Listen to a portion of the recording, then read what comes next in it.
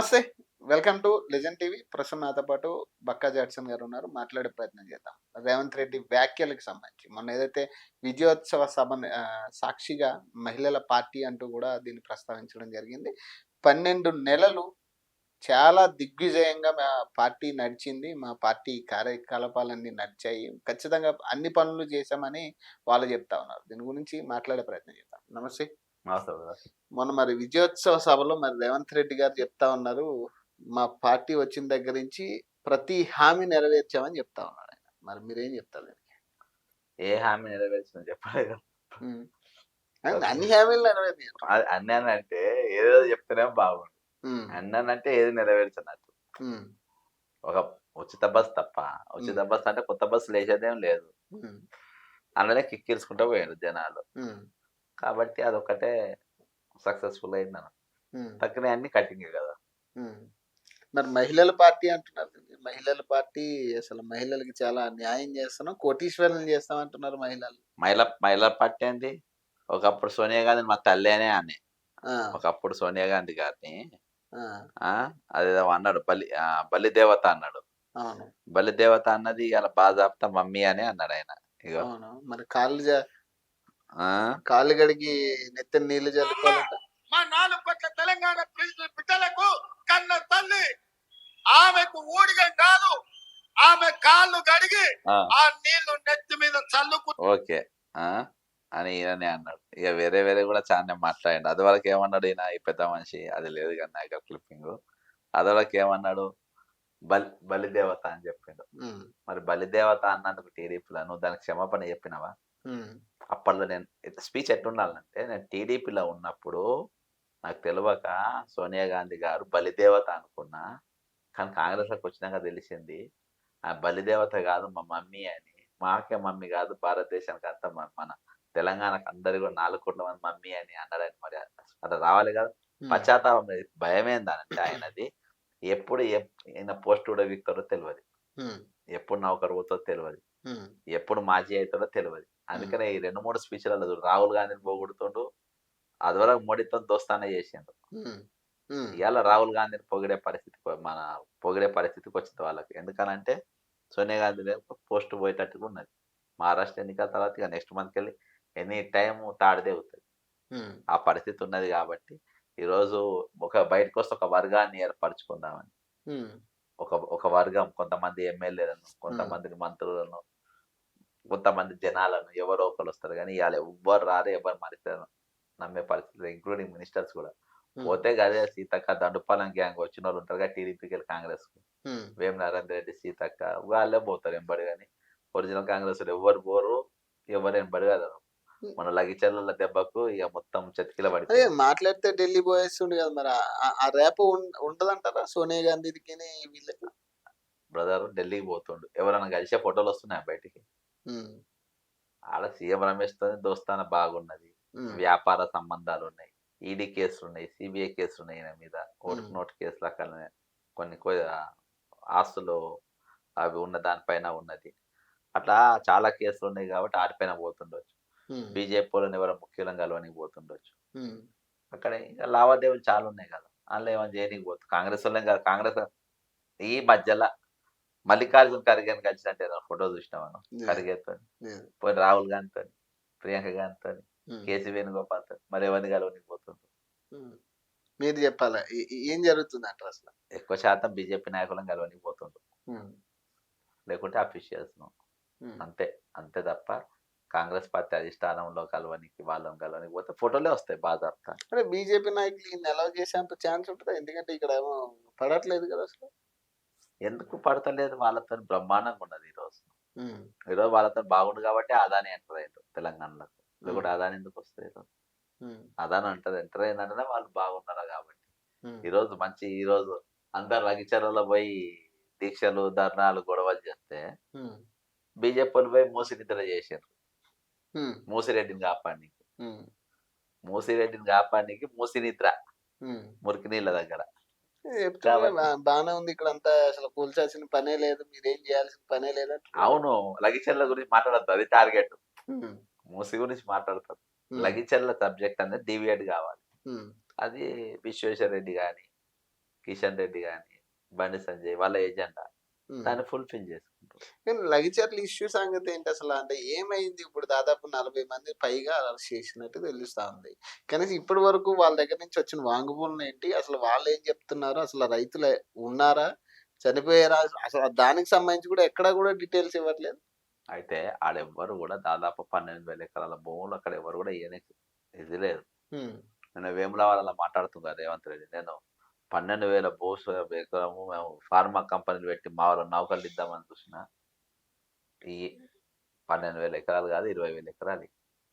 కొడవలో నౌకర్లు ఇస్తాము అంటే భూములు ఇవ్వమని ఏమనంటారా? ఎవరన్నారు? అవును. మరి ఫార్మా కంపెనీలు ఎంతమంది బి ఫార్మసీ కంప్లీట్ చేసిండు కోడంగల్లా? ఉమ్, ఎంతమంది ఎం ఫార్మసీ కంప్లీట్ చేసిండ్రు? ఉమ్, ఎంతమంది మైక్రోబయాలజీ కంప్లీట్ చేసిండ్రు? ఆ చిట్టాయి ఉమ్, అంటే 12,000 ఎకరాలు అంతమంది చదివిండ్రా నీ కోడంగల్లా? ఉమ్. వాళ్ళ నౌకర్లు ఇక ఎవరైనా మాట్లాడినది తలకాయ తోకుండా. కానండి ఈ జై తిరుపతి రెడ్డి అనే నినాదాలు ఎక్కువ శాతం ఈ మధ్య కాలంలో ఎక్కువ కనపడుతున్నాయంట. కొడంగల్ గాని ఈ లగచర్ల ఈ ఏరియా రూట్ లో జై తిరుపతి రెడ్డి అనే నినాదాలు కనపడుతున్నాయి. అసలు ఈ తిరుపతి రెడ్డి పేరు ఎందుకు అక్కడ ఎక్కువ వినపడడం అనేది, అసలు సంబంధం ఏంటి తిరుపతి రెడ్డికి అనేది మెయిన్ రీజన్. మీరేం చెప్తారు దీనికి? ఇప్పుడు వాళ్ళ అన్న తమ్ముళ్ళందరూ గవర్నమెంట్లో ఇన్వాల్వ్ అవుతుండ్రు. ఉమ్, ఒకటి కలెక్టర్ పైన దాడి జరిగిన తర్వాత ఒక 100-150 మంది ముఠా వేసుకొని వీళ్ళన్న తిరుపతి రెడ్డి అన్నట్టు ఆయన పోయి కలెక్టర్ పరామర్శించారు. ఉమ్, ఈయనేమైనా ఎమ్మెల్యేనా, ఎంపీ, జెడ్పీటీసీ ఏ హోదాలు అక్కడ పోయి ఇచ్చేసి మా సామాన్య పౌరునిగా నువ్వు పోయి కలవచ్చు. అట్లా కలిసినామని నేను అనుకుంటా. అలా కలిసినప్పుడు పోయినప్పుడు నువ్వు ఇమీడియట్గా ప్రెస్ మీట్ పెట్టి ఎట్టి పరిస్థితులుగా మేము భూసేకరణ చేస్తామని చెప్పి అధికారికంగా ఎట్లా ప్రెస్ స్టేట్మెంట్ ఇస్తాడు? ఉమ్, అవును. అంటే కలెక్టరు తిరుపతి రెడ్డి డైరెక్షన్లో పనిచేస్తున్నది నీట్గా అర్థమవుతుంది. మళ్ళీ కలెక్టరు తిరుపతి రెడ్డి తెలియకుండానే అక్కడ సురేష్ అనే వ్యక్తిని, బీఆర్ఎస్ వ్యక్తిని ఎంకరేజ్ చేసి నేను వస్తాపా మాట్లాడదాంపా అని చెప్పి అంటాడా? ఉమ్. అంటాడా? ఇది కాబట్టి ఇదంతా కూడా ఒక ఫిక్సింగ్ ప్రకారం, ఒక ప్లాన్ ప్రకారం ల్యాండ్ ఆర్డర్ ప్రాబ్లం క్రియేట్ కావాలి. అలా అంటే క్రియేట్ చేయడానికే కలెక్టర్ అంటారు. 100% డౌటే లేదు. అలా మెయిన్ విలన్ కలెక్టర్ అబ్బా. కలెక్టరే. కలెక్టరే విలన్ అన్న కనబడుతుంది. తర్వాత నీకు అరెస్ట్ ఏమున్నా కానీ మన దగ్గర ఉన్న పోలీసు విధానంలో ఫస్ట్ పోలీస్ స్టేషన్కు బాస్, సర్కిల్ ఇన్స్పెక్టర్, హెచ్ఎస్ఓ. అవును. నీవు ఈ కేసులో మాట్లాడాల్సింది హెచ్ఎస్ఓ. అవును. ఆయన ఎక్కడ సీన్లో కనబడడు. తర్వాత ఏసీపీ అంటే డిఎస్పీ ఆయన సీన్లో కనబడడు. ఎస్పీ ఆయన సీన్లో కనబడడు. డైరెక్ట్ ఐజీ రంగంలో దిగుతారు. ఏంది? జిల్లా కలెక్టర్ దెబ్బలు తింటాడు కానీ జిల్లా ఎస్పీ మాట్లాడాడు. ఐజీ దిగుతాడు. ఎందుకు దిగుతాడు అంటే ఐజీతోని వీళ్ళ మంచి చాలా బాగా డ్యూటీ చేస్తారనే నమ్మకం వీళ్ళకు ఉంది. కాబట్టి మాకు ఎస్ఐల మీద నమ్మకం లేదు, సిఐల మీద నమ్మకం లేదు, ఎస్పీ మీద కూడా లేదు, ఒకటి ఐజీ మీద మాత్రమే ఉన్నది మాకు అని. ఇంకోటి తిరుపతి రెడ్డి అనగా తిరుపతి రెడ్డి వేరియేషన్స్ పని చెప్తాం. తిరుపతి రెడ్డి ఇంటికి హైడ్రా నోటీస్ వచ్చిన కూలగొడతాం.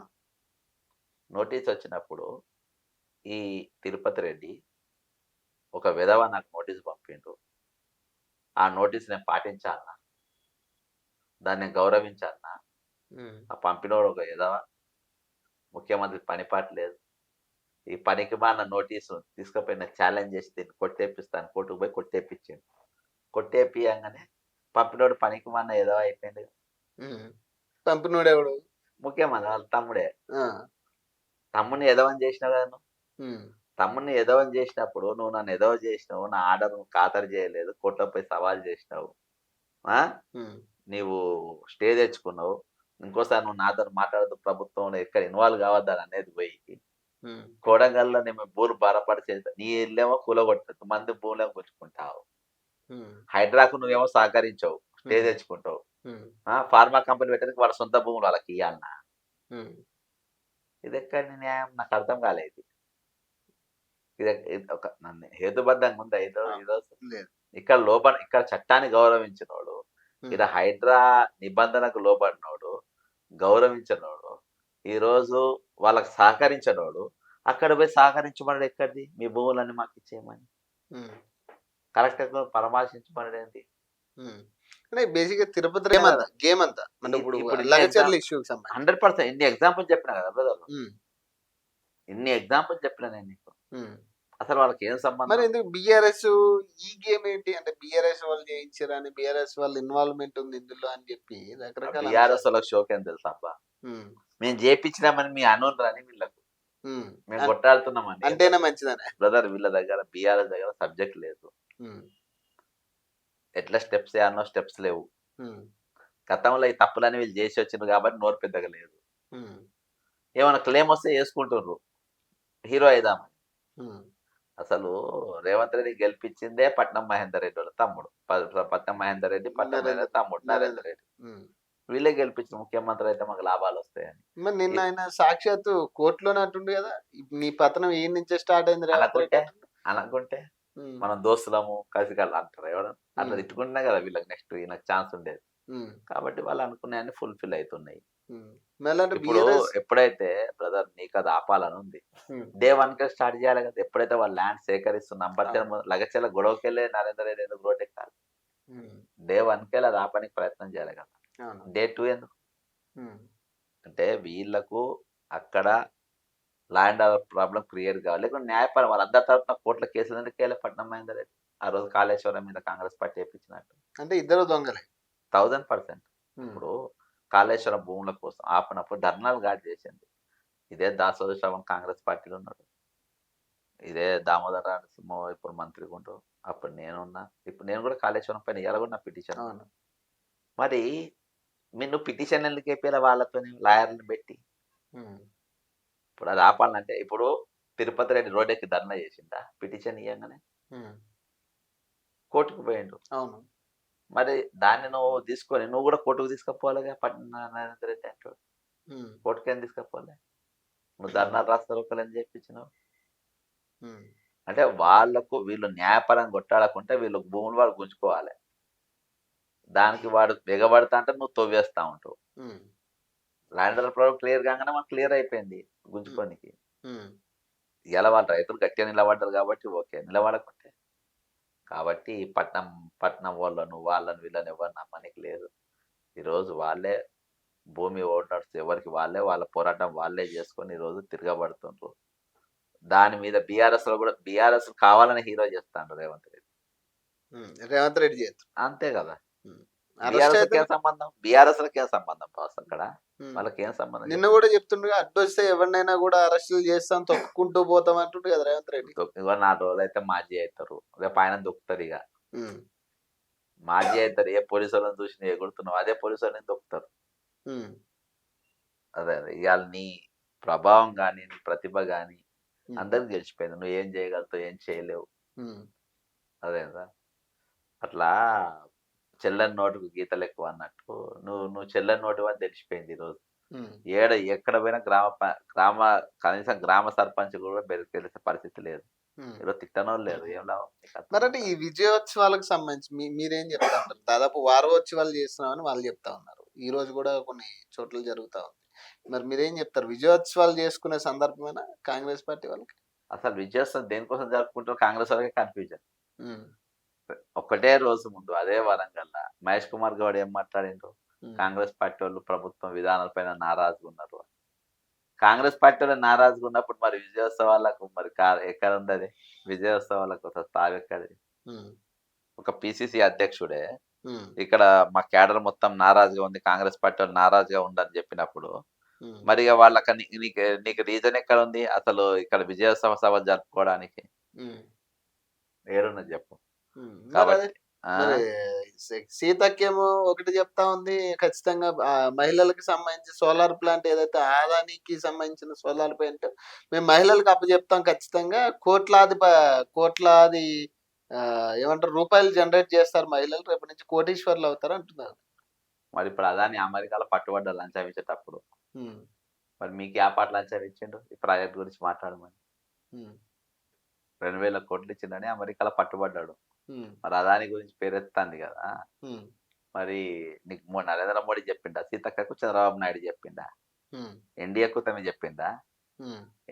ఎన్డీఏ ఆదేశాల మేరకే అదాని మీద రాహుల్ గాంధీ కూడా స్టేట్మెంట్ ఇచ్చిండు జైల్లో పెట్టాలని, ప్రధానమంత్రి కూడా. మరి అదాని అంటే మీకు పరిచయం చేసింది ఎవరు? రాహుల్ గాంధీకా శత్రువు? ఉమ్, మీకు నరేంద్ర మోడీ అన్న చేసి ఉండాలి, చంద్రబాబు నాయుడు అన్న చేసి ఉండాలి. ఉమ్, చంద్రబాబు చేసినా, నరేంద్ర మోడీ చేసినా, ఎన్డీఏ చేసినట్టే. ఉమ్. మరి ఉన్నది ఎన్డీఏ ప్రభుత్వం. ఫస్ట్ సీతక్క నా మాట మాట్లాడమా. మరి మహిళలు ఎదగొద్దా మీరు మీరు ఎదుగుదలను ఆపుతారా అంటున్నారు. ఆమె మహిళల ఎదుగుదలను ఆపుతారా మీరు అంటున్నారు. ఆమె వాళ్ళు ఎదుగుదాం అనుకుంటే మీరు ఆ పథకాలు ఇవ్వండి బరాబరు. ఉమ్, వాళ్ళకి ఆ దారి వేయండి, ఉమ్, వాళ్ళ సబ్సిడీలు వేయండి, ఉమ్, ట్రైనింగ్ ప్రోగ్రామ్స్ పెట్టండి, మంచి పథకాలు తీసుకొచ్చి పెట్టండి. ఉమ్, ఈరోజు పథకాలు కాదు, మొత్తం మీరు 5,000 కోట్లతో మేము ప్రభుత్వం నడుపుతున్నాం అని చెప్పి మీరే లీక్లు ఇచ్చుకున్నారు సోషల్ మీడియాలో. ఉమ్, అసొంటి వాళ్ళు మీతో పథకాలు ఏమైతే మీరు వచ్చే రాబడిని మీరే చంపుకున్నారు. ఉమ్, ఇవాళ అన్ని ఖర్చులు బొంగ ఉమ్, 20,000 కోట్లు మినిమం చేతికి ఆదాయం వచ్చేది. రిజిస్ట్రేషన్ పైలలో చూడు ఇద్దరే ఉమ్, రిజిస్ట్రేషన్ ఆఫీసర్ రోజు జరుగుతున్న రిజిస్ట్రేషన్ ఇద్దరు, అది కూడా గిఫ్ట్ రిజిస్ట్రేషన్, ఉమ్. సేలరీ సేల్ డీల్ కాదు, సేల్ లేదు. గిఫ్ట్. రెండే, రోజుకు 2, 3 మహా ఎక్కువ అయితే. ఉమ్, అక్కడికి ఎక్కడైతే రోజు కొన్ని 40, 50 రిజిస్ట్రేషన్ ఉండే కాడ 2, 3 కాడికి ఎవరు తీసుకొచ్చారు? నీ అవివేకం వల్ల. ఈరోజు నిధులు లేకుండా నువ్వు ఏ కార్యక్రమం చేయగలుగుతావు? సోలార్ చేస్తా అంటే ఎవరు నమ్ముతారు? సోలార్ కాదు, ఉమ్, దానిపైన ఇప్పుడు రోజు ఆ ఏది డిపార్ట్మెంట్ ఆఫ్ జస్టిస్ అమెరికా వాళ్ళు బయట పెట్టింది 2,000 కోట్లది. ఉమ్, మరి ఇక్కడ అటువంటి డిపార్ట్మెంట్ ఆఫ్ జస్టిస్ తెలంగాణ లేదు కాబట్టి మీకు ఎంత ఇచ్చినా నేను చెప్పలేకపోతాను. ఉమ్. లేకపోతే పైసలు అయితే అమెరికా ఉన్నాయి. వానికి లంచం ఇచ్చిందనంటే మీకు ఇవ్వలేదంటే ఎట్లా? మీరు ఇచ్చుట్ల నంబర్ వేనైనా తీసుకురుట్ల నంబర్ వన్ అయినా ఉమ్. ఎవరు రేవంత్ రెడ్డి? ఇచ్చుట్ల నంబర్ 1 ప్రూవ్ అయిపోయింది. ఉమ్, కెమెరాలో దొరికింది ఎమ్మెల్యే. తీసుకున్న కూడా నంబర్ 1 ఉంటాడు. అందుకని అదాని వచ్చింది. అమెరికానికే ఇచ్చిందని ఈయనకి ఇవ్వకుండా ఉంటాడా? నెక్స్ట్ ఫోకస్ మరి తెలంగాణ మీద చేస్తారా మరి ఏంటి పోలీసులు ఇంటెలిజెన్స్ వాళ్ళు? ఎవరు చేస్తారబ్బా? ఎవరు? తెలంగాణ ఉమ్, ఇండియన్ పోలీస్ కు ఆ దమ్ము లేకనే అమెరికన్ పోలీస్ పట్టుకున్నది. ఉమ్, అసలు 2,000 కోట్లు ఇండియాకి వెళ్ళి అమెరికాకి ఎట్లా పోయింది? ఎట్లా మారినాయి ఆడ పైసలు? హవాలా ద్వారా. అంటే పెద్ద పెద్ద కేసులు కావాలి ఇవాళ దాని మీద. ఉమ్, కాబట్టి అక్కడ ఇచ్చిందంటే 100% తెలంగాణ ముఖ్యమంత్రి కూడా పావులో ₹1 ఇచ్చే ఉండాలి. ఆమె సోలారే మాట్లాడబట్టి, అమెరికా వాడు సోలారే మాట్లాడబట్టి, ఆడ కూడా సోలార్ ప్రాజెక్ట్. అవును. మరి ఈమె కూడా సోలార్ అంటుంది మరి. ఈమె కూడా సోలారే అని అంటుంది. ఉమ్, అంటే వాళ్ళకి అంత సోలైక్ అయిపోయింది దాని మీద. కాబట్టి ఎంతో అంతో గిట్టుబాటు కావచ్చు. మరి మాజీ ముఖ్యమంత్రికి వైన్ షాప్ లో చెప్పి వైన్స్ పంపిస్తా అంటుండు మరి ముఖ్యమంత్రి. అవునబ్బా, సేల్స్ పెంచమని టార్గెట్ ఇచ్చింది కదా, 7,000 కోట్లు కావాలి, తాపిస్తలేరని చెప్పి మెమోలు ఇస్తుంది ఎక్సైజ్ డిపార్ట్మెంట్ వాళ్ళు. ఉమ్, కాబట్టి కేసీఆర్ కూడా మనం తక్కువ చేసినట్టున్నాడు, ఉమ్, అందుకనే పంపమంటుండు. ఉమ్, వాళ్ళకేంది పంపేది బ్రదరు? ఎప్పుడైనా ఆయన ఈఆర్టీ కూడా ముఖ్యమంత్రి స్టాండర్డ్లో మాట్లాడతలేరు. ఒక ఉమ్, లంపెన్ లెక్క, ఒక లైటర్ బాయ్ లెక్క, ప్లే బాయ్ లెక్క, అటువంటి భాష మాట్లాడుతుంది. అది బాధ్యత కాదు కదా. నువ్వు ఒక హుందాతనం మెయింటైన్ చేయాలి. చిల్లరగాని కాదు కదా రేవంత్ రెడ్డి. ఉమ్, నువ్వు చిల్లరగాని కాదు కదా. నువ్వు చిల్లరగా లెక్క మాట్లాడుతావు, అట్లా మాట్లాడదు. ఉమ్, ఏమన్నా మాజీ ముఖ్యాన్ని బాటలు పంపుతారు. కేసీఆర్ ఆపోజిషన్ నుండి కేసీఆర్ మాట్లాడితే ఒకటి, నీ స్టాండర్డ్స్ మెయింటైన్ చేయాలి. మళ్ళీ నువ్వు చీఫ్ మినిస్టర్ లంపెన్ పార్టీ కాదు, నువ్వు ఇండియన్ నేషనల్ కాంగ్రెస్ పార్టీ. అవును. అదే నెహ్రూ, మహాత్మా గాంధీ అంత గొప్ప గొప్పోళ్ళు, లాల్ బాల్ పాల్ ఉన్నటువంటి పార్టీలో నువ్వు ఈరోజు ముఖ్యమంత్రిగా ఉన్నావు. ఉమ్, అలా సింబల్ చేయి గుర్తు మీద నిలబడితే చాలు అని పార్టీలో ఉన్నటోళ్ళు చాలా మంది ఉన్నారు. గెలవని కాదు, ఆ సింబల్ మీద నిలబడి ఇందిరాగాంధీ చేయి గుర్తు పైన నిలబడాలని షోకున్నోళ్ళు చాలా మంది ఉన్నారు. ఈరోజు దానికి నువ్వు ముఖ్యమంత్రి, ఉమ్, కానీ నువ్వు లంపెన్గా లెక్క మాట్లాడుతున్నా అంటే చెప్పు. ఓ మాజీ ముఖ్యమంత్రి ఏమున్నా నువ్వు మాట్లాడు, వేరే వాళ్ళు మాట్లాడితే ఓకే. అవును. వేమనాథతో సీతక్కనో, మన సమంత మీద ఒక ఆమె చేసింది కదా, ఆమెను ఉమ్, అసొంటితో మాట్లాడారే వాళ్ళు అసొంటోళ్ళే అన్నట్టు చెల్తుంది. ఉమ్. కానీ నేను కూడా అసొంటోళ్ళే అనంటే ఇది దొందుకు దొంద అన్నట్టు. ఇంకా అంతే. అది నీ క్యారెక్టర్. మరి ఇందాక హరీష్ రావు భూ కబ్జాల మీద ఏదైతే రేవంత్ రెడ్డి మనం మాట్లాడిందో, ఈ పచ్చ కళ్ళద్దాలు పెట్టుకున్న ప్రతి ఒక్కళ్ళకి లోకం అంతా పచ్చగానే కనపడుతుంది. రేవంత్ రెడ్డికి కూడా అట్లానే కనపడుతున్నట్టుంది. నేను ఎటువంటి భూ కబ్జాలు చేయలేదని వాళ్ళు చెప్తా ఉన్నారు. మరి ఏది ఇందులో మ్యాటర్ ఏముంది మరి? బ్రదరు మైపాల్ రెడ్డి అనేటోడు ల్యాండ్ గ్రాబర్, పటాన్చెరు ఎమ్మెల్యే టోటల్గా కాంగ్రెస్ పార్టీగా మారిపోయాడు. ఉమ్, ఆఫీసర్లను కూడా నిన్న మొత్తం అందరినీ మార్పించుకున్నాడు ఆయన.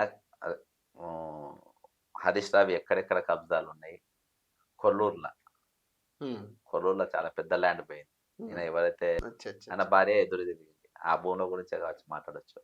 అయితే అట్లా చాలా కొన్ని ఎకరాలు కబ్జాలు చేసినయి ఈయన ఇచ్చిండు. ఇవాళ హరీష్ రావు అట్లా కాదు, నీ భూములు అడగ మైపాల్ అనేటోడు భూ కబ్జా చేసిండా లేదా అని హరీష్ రావు చెప్తే బాగుంది. అంతేగా మరి. మైపాల్ అయినా కానీ నీలం మధును కానీ తీసుకున్నది ఏంటంటే only because of land grabbing. అవును. భూముల కోసమే పెట్టుకున్నది. ఇవాళ బ్రదర్ ఒక్క బుద్ధిమంతుడు సీఎం దగ్గర లేడు. అంత లఫంగి కాదు. నువ్వు మైనార్టీలో తీసుకో, ఓన్ పెట్టుకున్నాడు చైర్మన్, వాడు ఏదో సర్కార్ అంట, అదేందా వాడు నంబర్ 1 బ్రోకర్ ఆడు. ఆడ నీలం మదత్తం తీసుకుని వాడు చేయబట్టి కాంగ్రెస్ సంగారెడ్డి ఆడి చేయబట్టి ఓడిపోయింది, నరసాపూర్ ఆడి చేయబట్టి ఓడిపోయింది, పటాన్చేరు ఆడి చేయబట్టి ఓడిపోయింది. మోదీ ఎవ్వరు ఓటేయద్దని చెప్పినవాడు. వాడు దామోదర నరసింహన్ కూడా ఓడడానికి ప్రయత్నం చేసిండు. అదేందా ఆయన ఒక అడ్వైజర్. మైపాల్ రెడ్డిని తెచ్చుకున్నావు, ఆయన పెద్ద ల్యాండ్ గ్రాబర్, దొంగ, తుపాకులు పెట్టి బెదిరించినోని ఈ రోజు మళ్ళా సిఐ గుండి బెదిరించిన ఇక డిఎస్పీగా తెచ్చుకున్నట. అక్కడ వాళ్ళు చెప్తుండ్రు రవీందర్ రెడ్డో దేవేందర్ రెడ్డి ఎవడో తీసుకొని పెట్టుకున్నంట. నీ అడ్వైజర్స్ ఎవరు నీ దగ్గర ఉన్న వాళ్ళు? నీ అడ్వైజర్ వేం నరేందర్ రెడ్డి A2, నువ్వు A1, ఓటుకు నోటు. బుద్ధిమంత ఒక పేరు చెప్పు, పాలతోని స్నానం చేసిన పేరు ఒక పేరు చెప్పు. అడ్వైజర్స్ లోపం అనేది అడ్వైజర్స్ లేకపోతే ఇప్పుడు సీఎం అనేటోడు ఫుల్ ఇంటెలిజెన్స్ అయితే కంపల్సరీ ఉంటది కదా ప్రతి విషయంలోనూ కూడా. ఇప్పుడు ఏం జరుగుతుంది అనే దాని మీద బ్రదరు నాకు తెలిసి ఈ సీఎం స్పీచ్ కానీ బాడీ లాంగ్వేజ్ కానీ నాకు ఆయన చూస్తే ఆయన ముఖం లేసుడు అంగేసుకొని ఉడికే తట్టుగానే ఉన్నది. మీటింగ్ పనులతో ముఖం కడుకుంటారు అనుకుని నేను అనుకుంటలేను, స్నానం చేస్తారు అనుకుని నేను అనుకుంటలేను. ముఖం అట్నే పాడుపడతాను. లేచి డైరెక్ట్ అంటే 10 గంటలకు 11 గంటలకు లేచేటట్టుగా ఉన్నాడు. లేసుడే అట్నే పోయి ఫ్లైట్ ఎక్కి మీటింగ్లకు హెలికాప్టర్ ఏదో ఎక్కి మీటింగ్లో పోయేటట్టుగా ఉన్నాడు. అంటే నాకు అట్లా కనబడుతుంది. మామూలుగా అయితే ఏంటంటే నేను కాంగ్రెస్ పార్టీ ముఖ్యమంత్రులు మార్నింగ్ 4 o'clock లేస్తారు. చెన్నారెడ్డి గారు అయినా రాజశేఖర్ రెడ్డి గారు 4 o'clock లేస్తారు. ఫస్ట్ మీటింగ్ వాళ్ళది ఇంటెలిజెన్స్తో ఉంటుంది. పొద్దుగాల 5 గంటలకు వాళ్ళు బ్రీఫింగ్ ఇస్తారు. 5, 10, 15 minutes అది అయిపోగానే మళ్ళీ నెక్స్ట్ 15 minutes కౌంటర్ ఇంటెలిజెన్స్తో ఉంటుంది. అంటే ఇంటెలిజెన్స్ చెప్పినవి ఏమైనా వేరీ అవుతున్నాయని కౌంటర్ ఇంటెలిజెన్స్ ఉంటుంది. దాని తర్వాత ముఖ్యమైన నాయకులతో మీటింగ్ ఉంటుంది 5 గంటలకు, అపాయింట్మెంట్స్ ఉంటాయి. దాని తర్వాత చీఫ్ సెక్రటరీ వస్తుంది 6 o'clock. చీఫ్ సెక్రటరీ మీటింగ్ అయిన తర్వాత వాళ్ళు పర్సనల్ ఎక్సర్సైజ్లు అవి ఇవన్నీ చేసుకుంటారు. 8 o'clock బ్రేక్ఫాస్ట్, మళ్ళీ కొంతమంది లీడర్లతో ముఖ్యమైన వాళ్ళతో చేసుకుంటారు. మినిమం 500 కెళ్ళి 1000 మందిని కామన్ మ్యాన్ కలుస్తారు. ఇవి ఏమైనా విన్నావా ఎప్పుడన్నా ఈయన చేయంగా?